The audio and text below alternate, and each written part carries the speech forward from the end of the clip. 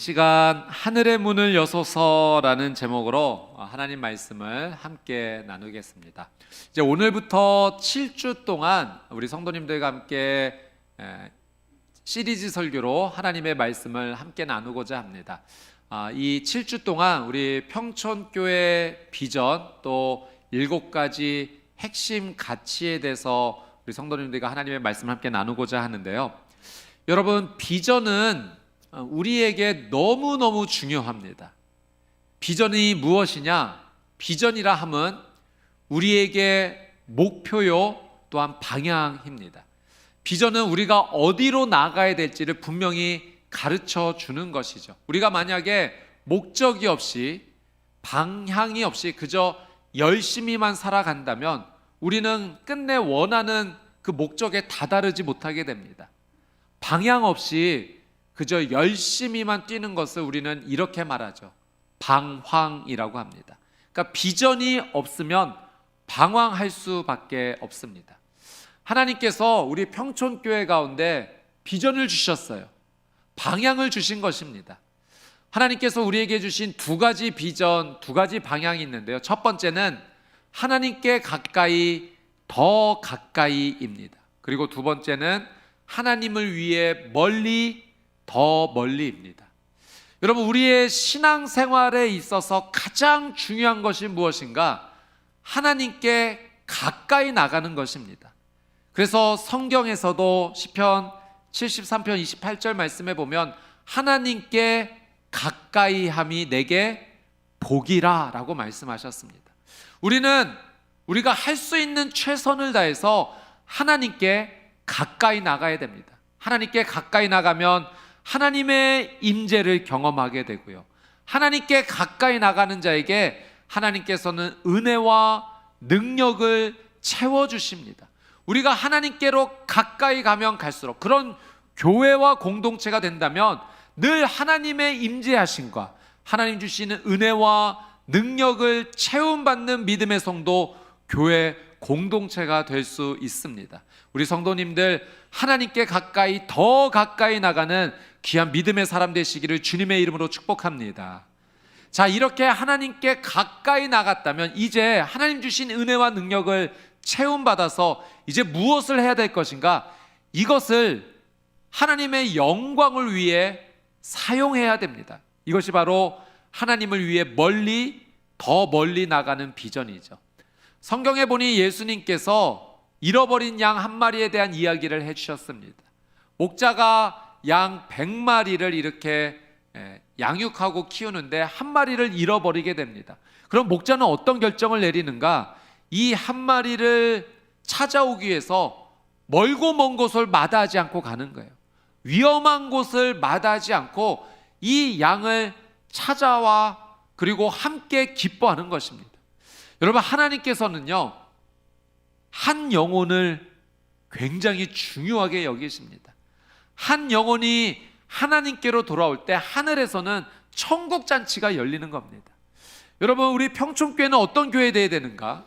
하나님께 가까이, 더 가까이 나가 하나님의 은혜와 능력을 공급받는 공동체가 되어야 되고, 이 은혜 받은 것을 한 영혼을 위해서, 하나님을 위해서 그 한 영혼을 구하기 위해 멀리, 더 멀리 갈 수 있는 바로 그 비전이 있는 공동체가 되어야 됩니다. 이것이 바로 우리 평촌교회의 비전이요, 앞으로 우리가 나가야 될 방향입니다. 자, 그렇다면 이 하나님께서 우리 교회에 주신 이 비전을 이루기 위해서 이 비전을 이루기 위한 통로, 방법이 필요한데 이 통로와 방법을 핵심 가치라고 부르는 겁니다. 자, 하나님께서 주신 이 비전을 이루기 위해 우리 평촌교회 7가지 중요한 핵심 가치가 있습니다. 첫 번째는 예배, 두 번째는 말씀, 세 번째는 기도, 네 번째는 공동체, 다섯 번째는 양육, 여섯 번째는 사역, 일곱 번째는 선교입니다. 이 선교는 전도와 이웃사랑도 함께 포함이 되어 있는 거죠. 이 예배로부터 선교에 이르기까지 이 7가지의 핵심 가치를 통해서 우리는 하나님께 가까이, 더 가까이 나가고 하나님을 위해 멀리, 더 멀리 나가는 겁니다. 예배, 말씀, 기도, 공동체, 양육은 하나님께 더 가까이 나가는 통로가 될 겁니다.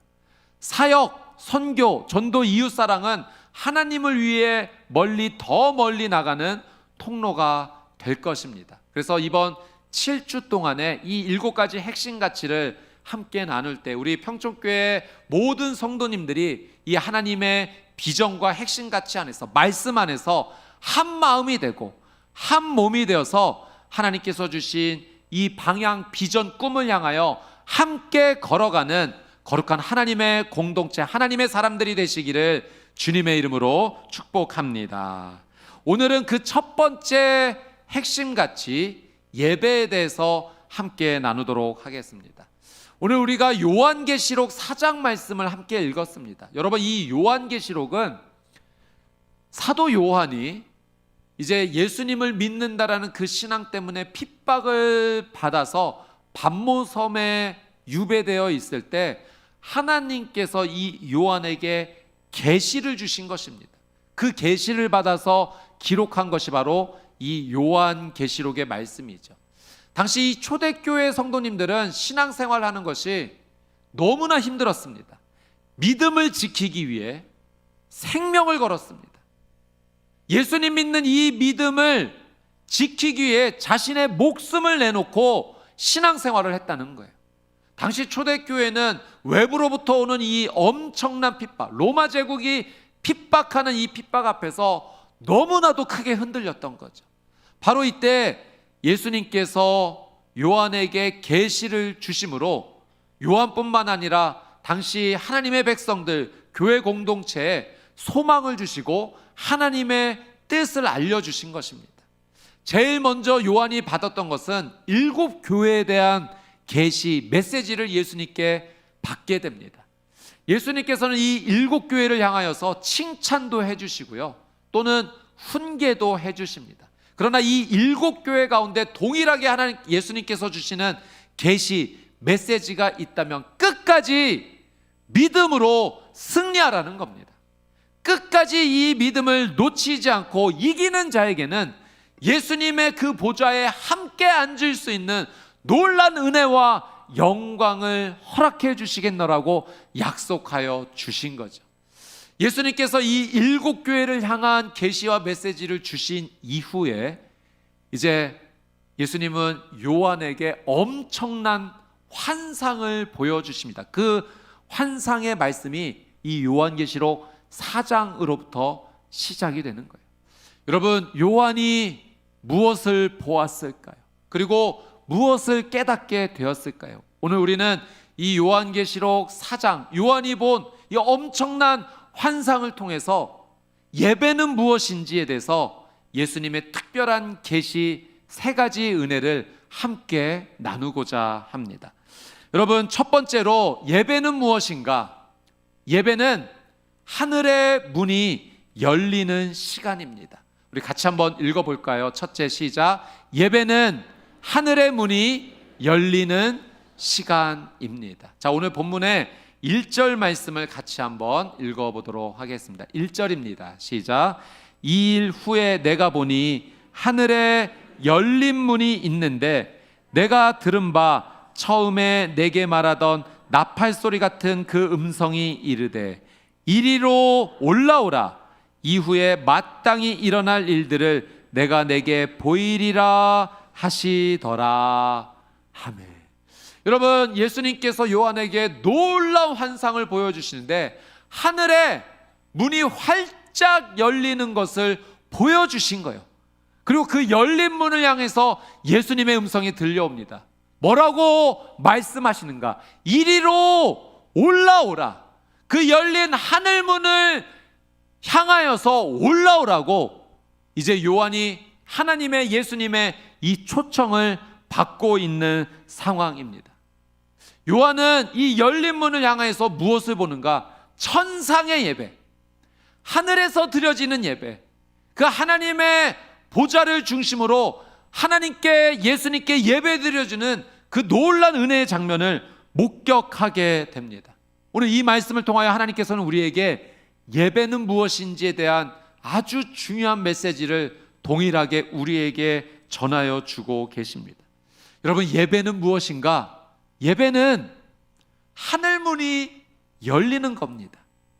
예배는 하나님께서 우리를 향하여 열린 문을 주시고 우리에게 이리로 올라오라 초청하여 주신다는 겁니다. 예배는 우리에게 너무나 감격적이고 너무나 소중한 시간입니다. 하나님의 초청을 받아서 하나님께로 가까이 나갈 수 있는 시간이죠. 여러분, 예배는 열린 문을 통하여서 하나님의 얼굴을 직접 볼 수 있는 시간, 코람데오, 하나님의 얼굴 앞에 설 수 있는 시간입니다. 예배는 하나님의 음성을 듣고 그 하나님의 보좌 앞에 엎드릴 수 있는 시간입니다. 즉 한마디로 예배는 하나님께로 나가는 길이 열리는 시간이라는 거예요. 여러분, 예수님의 삶을 보니 예수님께서 공생의 삶을 시작하셨을 때 이 하늘이 열리는 놀라운 은혜를 예수님이 경험하십니다. 언제인가? 예수님께서 세례 요한에게 세례를 받으실 때예요. 원래 예수님은 죄가 없으시기 때문에 전혀 세례를 받지 않으셔도 됩니다. 그런데 왜 예수님은 세례를 받으셨는가? 단지 하나 이유 때문에 그렇습니다. 하나님의 뜻에 순종하기 위해서. 그래서 예수님께서 이 세례를 받으셨던 시간은 하나님의 뜻에 순종하는 예배 시간이 되셨던 겁니다. 죄가 없으신 분이 세례를 받으신 것은 겸손하게 죄인의 자리까지 내려오셨던 그 메시아로서, 구원자로서 그 겸손한 모습을 볼 수가 있는 거죠. 자, 여러분, 이 예수님이 세례를 받으신 후에 어떤 일이 일어나는지 우리 마태복음 3장 16절 말씀을 같이 한번 읽어보도록 하겠습니다. 마태복음 3장 16절입니다. 시작. 예수께서 세례를 받으시고 곧 물에서 올라오실새 하늘이 열리고 하나님의 성령이 비둘기같이 내려 자기 위에 임하심을 보시더니. 아멘. 여러분, 하늘이 어떻게 되었다고요? 열렸답니다. 여러분, 예수님께서 세례를 받으셨던 이 시간은 하나님께 온전한 예배를 드리셨던 시간이에요. 그래서 하늘의 문이 활짝 열린 겁니다. 그리고 하나님께서 성령으로 비둘기같이 예수님께 임재하여 주시는 그 놀라운 은혜를 허락하여 주신 겁니다. 여러분, 예배는 하늘의 문이 열리는 시간이에요. 그래서 여러분, 예배 드릴 때 기대하십시오. 기대감을 갖고 기도하십시오. 하나님, 요한이 환상에서 본 것처럼 하나님께 예배드리는 이 시간 하늘문이 열리게 해 주십시오. 내가 하나님께로 가까이 나갈 수 있는 길이 열리게 해 주십시오. 요한을 향해 이리로 올라오라 주님 초청해 주신 것처럼 주님, 저를 향해 이리로 올라오라고 주님 말씀해 주십시오.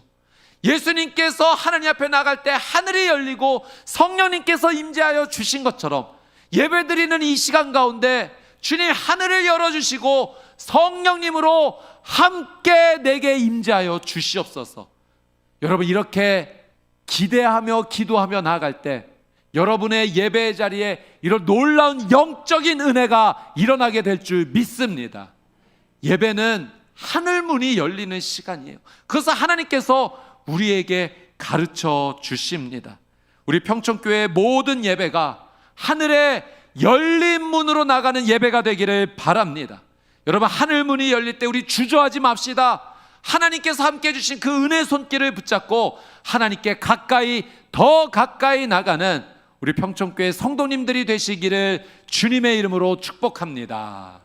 자, 두 번째, 예배는 하늘의 보좌 앞에 나아가는 시간입니다. 우리 같이 한번 읽어볼까요? 시작. 예배는 하늘의 보좌 앞에 나아가는 시간입니다. 우리 2절 말씀을 같이 한번 읽어보겠습니다. 2절 말씀입니다. 시작.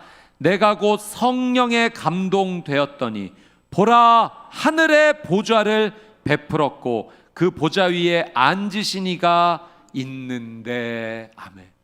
여러분, 성령님의 감동으로 받아 하늘의 열린 문을 통하여 하늘의 그 천상의 예배가 드려지는 장면을 요한이 보는데, 요한이 무엇을 보니까?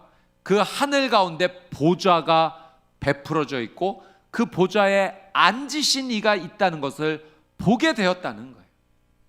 여러분, 2절에서 이 7절까지의 내용을 찬찬히 살펴보면 그 하나님의 보좌 주변에 어떠한 장면이 연출되는지 아주 자세하게 설명이 되어 있습니다. 세 가지 특징이 있습니다. 3절 말씀해 보니까 이 하나님의 보좌 주변에 무지개가 있다라고 성경이 표현을 합니다. 여러분, 성경에서 무지개는 의미가 있는 겁니다. 여러분, 하나님께서 무지개를 왜 우리에게 주셨죠? 이 무지개는 하나님께서 내가 약속을 한 가지 하는데 그 약속을 반드시 지킬 거야, 하나님께서 약속을 지키시겠노라고 증거로 주신 것이 무지개입니다. 노아 홍수 가운데 하나님께서 이 땅을 물로 심판하신 이후에 다시는 내가 이 땅을 물로는 심판하지 않을 거야 라고 약속하시면서 무지개를 주신 거죠. 그러니 성경에 나타나는 이 무지개의 의미는 하나님의 약속, 하나님의 말씀은 반드시 성취된다는 겁니다. 여러분, 하나님께서 앉아 계신, 예수님께서 앉아 계신 이 하늘 보좌가 의미하는 것이 무엇인가? 그것은 바로 하나님의 약속은 반드시 성취된다는 겁니다. 그 보좌에 앉으신 이가 하나님의 약속을 완벽하게 이루실 수 있는 분이다라고 하는 것을 이 말씀을 통하여 우리에게 가르쳐 주시는 거죠. 또 이어서 여러분 4절 말씀에 보면 24장로가 그 보좌에 둘러 앉아서 보좌에 앉으신 이를 찬양하고 경배하는 것을 볼 수가 있습니다. 여러분, 24라고 하는 이 숫자가 의미하는 바가 있죠. 24는 12 더하기 12입니다. 앞에 12는 구약의 이스라엘의 12지파를 의미하고요, 뒤에 12는 예수님과 함께 했던 12명의 제자를 의미합니다. 그래서 이 구약과 신약의 10이라는 숫자가 합쳐져서 24장로는 하나님의 백성이라는, 하나님의 전체 백성이라는 그 의미가 담겨져 있는 거예요. 예수님을 믿음으로 말미암아 구원받은 하나님의 모든 백성이 바로 24장로로 표현되는 것입니다. 여러분, 하나님의 보좌 주변에 24장로가 있다는 것은 이 보좌에 앉으신 분이 구원하실 수 있다라는 것을 지금 설명하고 있습니다. 여러분, 보좌에 앉으신 이가 우리에게 생명을 주시고 우리를 구원하여 주시는 구세주이신 줄 믿습니다. 그것이 하늘의 보좌가 의미하고 있는 두 번째 의미인 거예요. 그분이 우리의 구원자이시고 우리에게 생명을 주시는 분이시다. 자, 세 번째로 6절 7절 말씀에 보면 네 생물이 그 보좌의 주변에 있는 것을 보게 됩니다. 이 네 생물이 보좌에 앉으신 이를 경배하고 찬양하죠. 요한이 보니 이 네 생물의 생김새가 이와 같다라고 설명합니다. 첫째 생물의 모습은 사자와 같고, 두 번째 생물은 송아지와 같고, 세 번째 생물은 사람의 모습 같고, 네 번째 생물은 독수리와 같다라고 설명을 합니다. 성경학자들이 이것을 해석을 할 때 이 네 생물은 하나님께서 창조하신 피조물들의 대표라고 봅니다.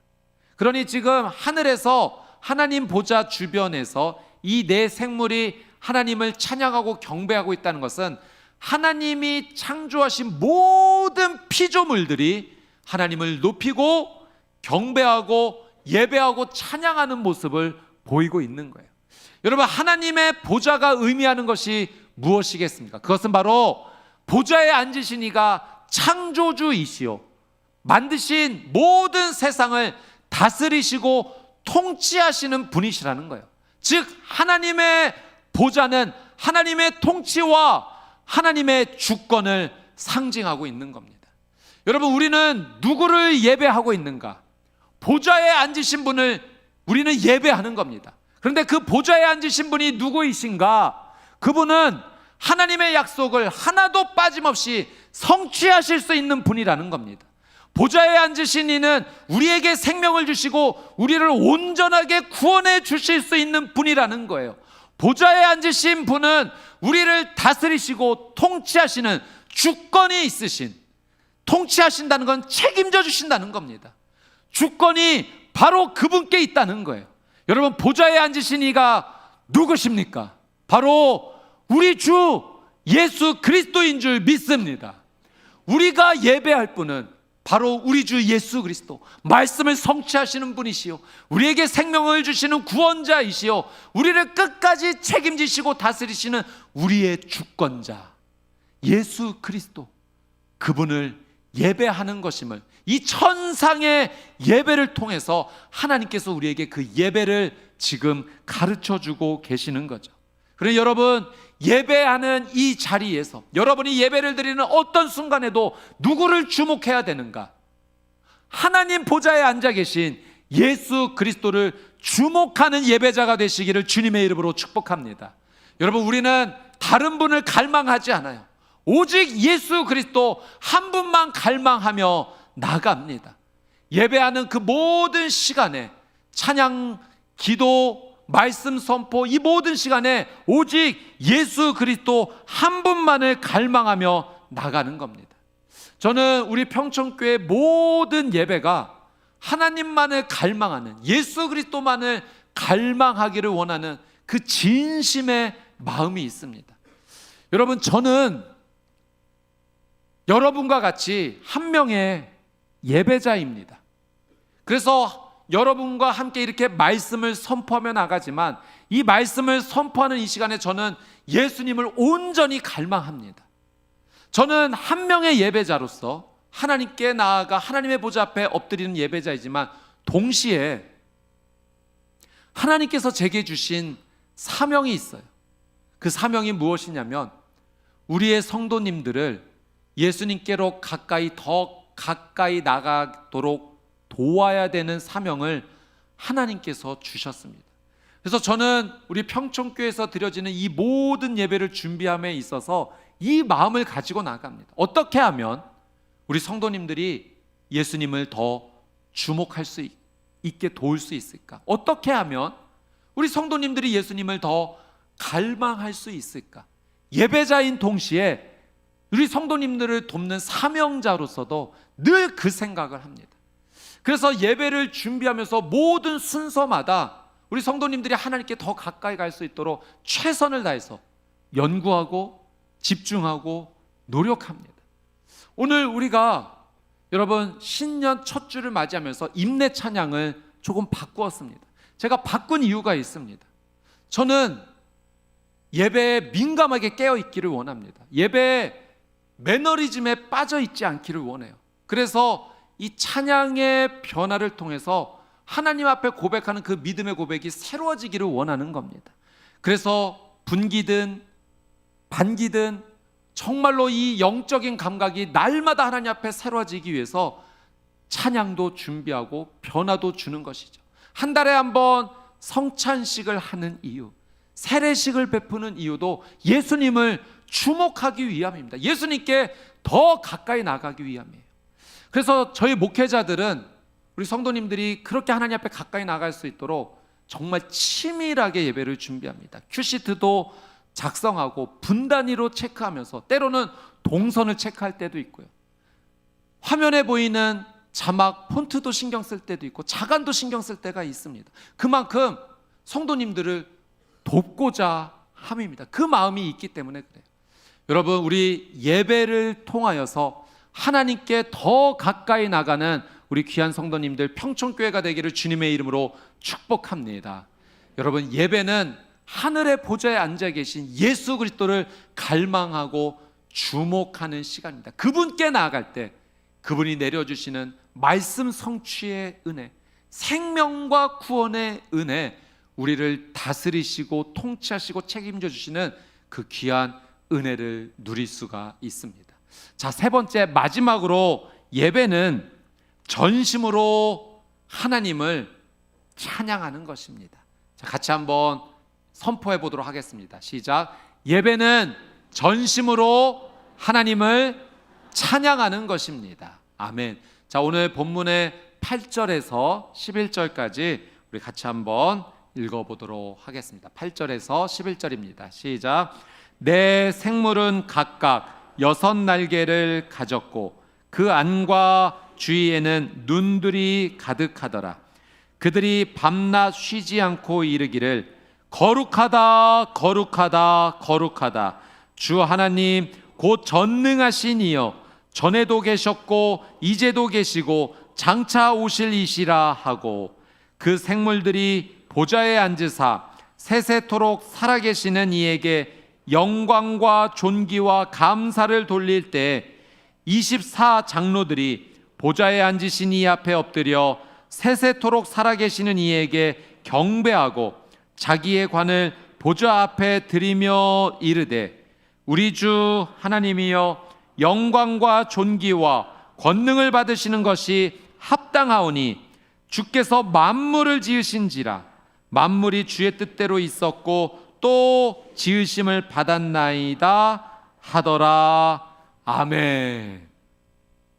여러분, 지금 이 8절에서 11절의 내용을 살펴보면 하나님의 보좌 주변에서 내 생물과 또 24장로들이 정말 온 마음을 다해서 하나님을 찬양하고 경배하는 모습을 볼 수가 있습니다. 내 생물이 거룩하다 거룩하다 거룩하다 주 하나님 곧 전능하신 이여 전에도 계셨고 이제도 계시고 앞으로 장차 오실 이시라 예수님을 향하여 그 높은 찬양을 올려드리고 있습니다. 여러분, 24장로들은 어떻게 예배합니까? 자기들이 쓰고 있는 금 면류관을 예수님께 드리며 찬양과 영광과 그 모든 권능으로 주님을 찬양합니다라며 고백하고 있습니다. 전심을 다해 하나님을 찬양하는 모습이죠.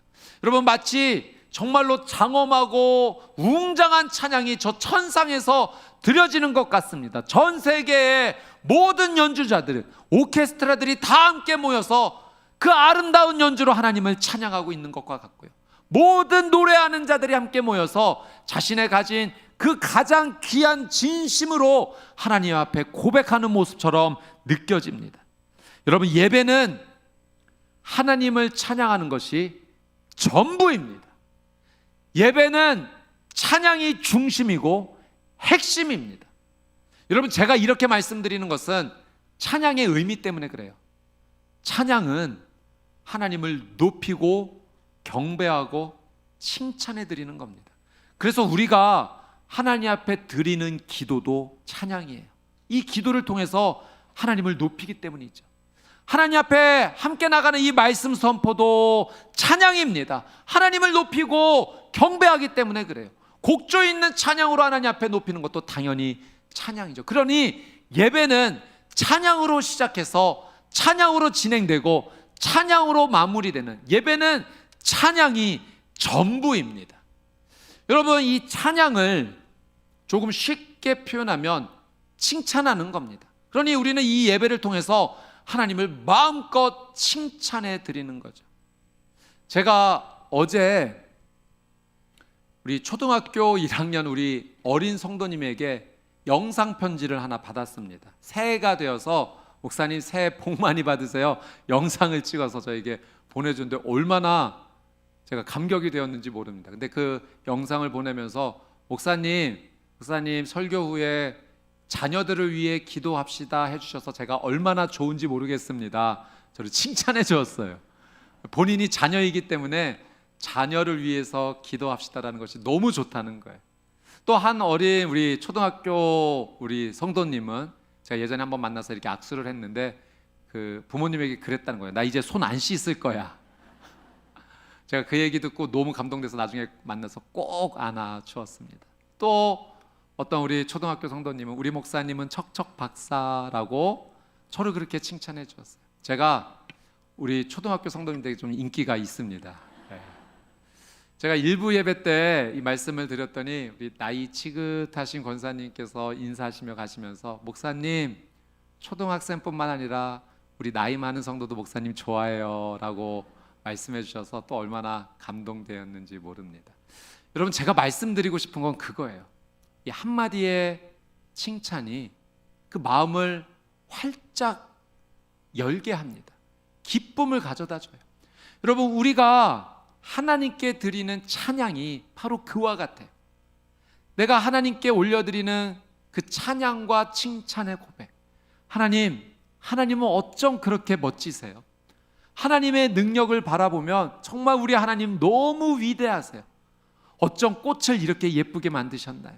주님께서 주시는 이 생명의 역사는 얼마나 찬란한가요? 주님, 내게 주신 오늘 이 하루의 삶을 돌이켜볼 때 하나님께서 주신 은혜들이 이렇게 많이 있었습니다. 먹을 것 주셔서 감사하고요, 또 좋은 사랑하는 관계 만들어주셔서 너무 감사하고요. 이렇게 하나님을 마음껏 찬양하며 나가는 겁니다. 여러분, 그러면 이렇게 함께 모여서 드리는 시간도 예배의 시간이지만 내 삶에 잠에서 깨어나 잠자리에 들기까지, 또는 심지어 잠에서조차 꿈에서 하나님을 찬양하며 나간다면 여러분, 삶의 전체가 하나님께 드리는 예배가 되는 줄 믿습니다. 하나님께서 우리의 찬양을 기뻐 받아주세요. 기뻐하세요. 우리의 그 찬양 한마디에 하나님께서 마음을 활짝 열어주십니다. 여러분, 날마다 찬양을 통해서 하나님 앞에 예배자로 나가는 거룩한 하나님을 기쁘시게 하는 귀한 믿음의 사람이 되시기를 주님의 이름으로 축복합니다. 여러분, 예배는 하나님께 더 가까이 나아갈 수 있는 너무나 큰 은혜입니다. 예배는 하늘의 문이 열리는 시간이에요. 예배는 보좌에 앉으신 우리 주 예수 그리스도께 가까이 나아갈 수 있는 놀라운 은혜입니다. 예배는 하나님을 마음껏 찬양하고 높여드릴 수 있는 우리의 삶의 생존의 이유입니다. 존재의 이유인 거죠. 예배는 우리의 신앙에 있어서 가장 중요합니다. 전부입니다. 예배를 잃어버리면 우리의 인생 전체를 잃어버리는 거예요. 그러나 여러분, 예배를 붙잡으면 우리의 인생 전체를 놀란 은혜 가운데 얻게 되는 축복이 있는 줄 믿습니다. 예배를 붙잡아야 돼요. 예배가 내 삶의 이유입니다. 존재의 이유예요. 우리 평촌교회가 예배를 통하여 하나님께 더 가까이 나가 주님 주시는 놀라운 은혜를 공급받아서 하나님의 영광을 위해 살아가는 거룩한 공동체 되기를, 그런 귀한 우리 성도님들 되시기를 주님의 이름으로 축복합니다. 아멘.